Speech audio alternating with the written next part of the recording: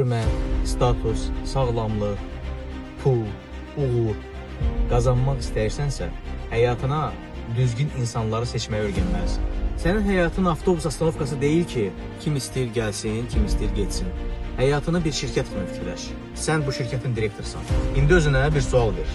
Bir şirkətdə mühəndisi sürücü, sürücünü mühasib, hüquqşünası satıcı qoyarlar. Əgər qoysalar o şirkət nə günə düşər? Bankrot olar. Həyat da eynidir. Yanlış adamı həyatında yanlış yerə qoysan, öz həyatın da bankrot olacaq. İnsanları olduğu kimi qəbul et, amma onları layiq olduqları yerə qoy.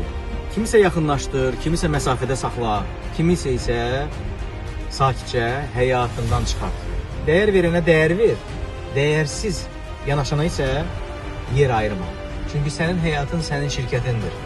Öz şirkətini özün idarə et. Bu videonu bütün rəhbərlərlə, biznes sahibləri ilə və özü həyatının sahibi olmaq istəyənlərlə paylaş.